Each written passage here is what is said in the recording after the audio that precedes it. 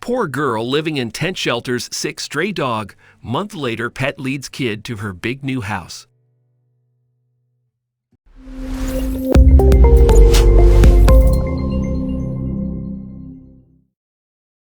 But before we start, please take a moment to give this video a like, subscribe to Happy World, and hit the bell so you'll never miss these great stories. A little girl shelters a sick stray dog and takes him to her tent where she lives with her poor mother. A month later, the dog escapes to a mansion, and the girl chases him, oblivious to what awaits her. 8-year-old Lily never played with dolls, wore pretty outfits, or ordered pizza on Saturday nights like her friends. Instead, after school, she sat by her mother, Stella, and helped her knit sweaters and caps because that was how they made a living. When Lily was 5, her father, Adam, died of cancer. Stella was an orphan, and Adam's family refused to help them, so Stella and Lily were on their own. God rewards those who are kind and brave. We'll be all right, honey, Stella told Lily every night before going to bed. Deep down, she was devastated after losing Adam, but she had to pull herself together for Lily. After Adam's death, Stella struggled to make a living and lived in a tent in a parking lot with Lily. Their previous landlord had increased the rent, and Stella couldn't afford it. In fact, she hadn't been able to pay the rent for 3 months before the landlord eventually kicked them out. One day, Lily was walking home from school when she felt somebody was following her. She got scared and was about to run away when she heard a sad woof behind her. Lily turned around to see a whimpering sick doggo, muddy and drenched in dirty water. He was looking at her with sad eyes. Are you hungry?" Lily asked him, and he let out a slight woof as if he understood what she said. Lily sat down and began petting him. "Listen, doggo, you look sick and mommy, and I don't have enough money. We can't take you to a vet, and well, mommy, she will be mad. I am sorry I can't help you," she decided. But when the dog began whimpering in her lap, Lily's heart melted. "Don't be sad, silly. Mommy says we should be brave." Okay, let's get you home," she said. "But I don't think Mommy will let you stay there."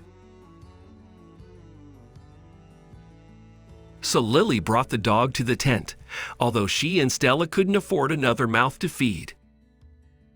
God always helps the kind and brave. "You know our circumstances, honey," Stella told her once she bathed the dog and gave him some milk. "We can't keep him. He has to leave." "But Mommy, isn't the dog just like us?" said Lily.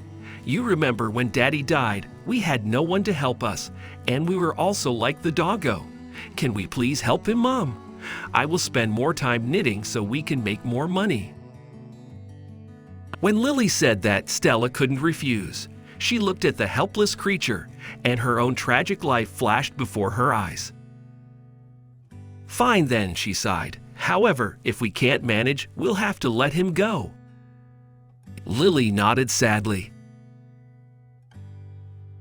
Later, Stella made the dog a tiny bed out of a shoebox and a house with cardboard, which she placed outside the tent.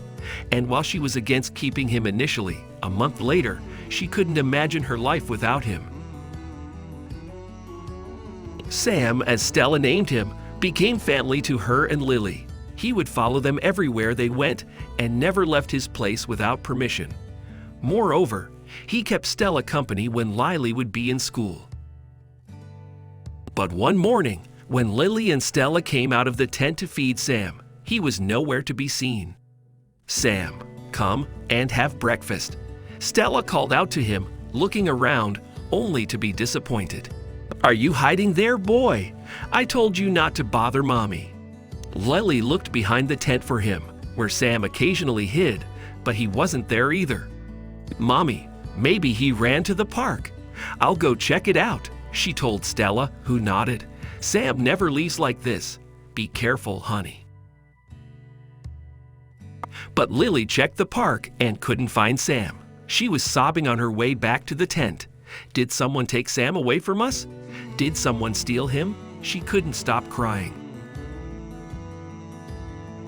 Suddenly, she noticed Sam across the street. "Sam," she shouted. The dog looked back, then turned away and started running. "Oh no, Sam, wait for me." Lily followed the dog and was shocked when he ran to a mansion. "Sam." Lily followed him inside, not knowing what awaited her.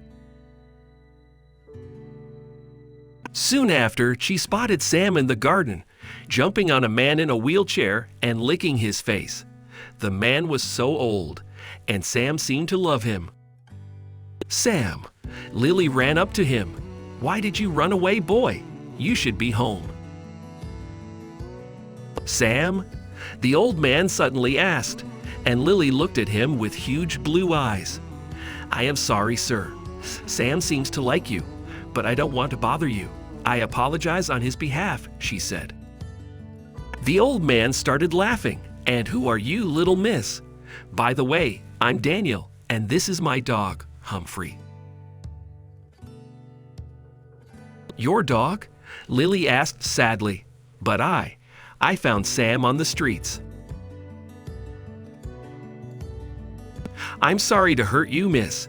My wife kicked Humphrey out of the house after I was hospitalized 3 weeks ago. She was evil," he whispered. "I'm glad Humphrey came back, and my wife left this house. I was so alone without him." "Really?" asked Lily sadly. "I'm Lily. You can keep Sam if he is yours. It's okay." Daniel smiled. "Did you move to this neighborhood recently? I don't think I'd have seen you around before." The little girl shook her head. Then she began telling him how she and Stella lived in a tent, knitted sweaters for a living, and struggled to make ends meet. "I think I should go home now. My mommy must be waiting for me." She waved a hasty goodbye to Daniel, hugged Sam/Humphrey for one last time, and walked back to the tent. Lily never thought she'd be meeting Daniel or the sweet dog again. But the next day, an expensive car pulled right outside their tent, and Daniel visited them. He was in a wheelchair, and behind him was his caretaker. "You must be Daniel. Lily told me about you," Stella cried. "Is Sam okay?" Daniel gave her an encouraging smile. "He's fantastic. Thank you for looking after him. I have come here to thank you. Would you like to work for me?" he offered, and Stella's eyes widened in surprise. "Lily told me about the issues you've been facing, and I thought I could help." That is very kind of you, but I need some time to think about it." "Take your time," said Daniel, smiling. "In the meantime, you can have this." His helper gave her an envelope. "I'll be waiting for your answer." After Daniel left, Stella opened the envelope and found $10,000, along with a note. "Thank you for looking after my best friend. I can't thank you enough for what you've done for me. Let me know what you think about the offer."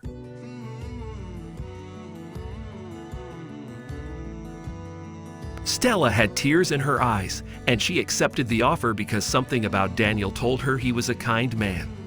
Later, Stella learned Henry's ex-wife was just after his money, and he had divorced her after he found out how she mistreated Humphrey/Sam.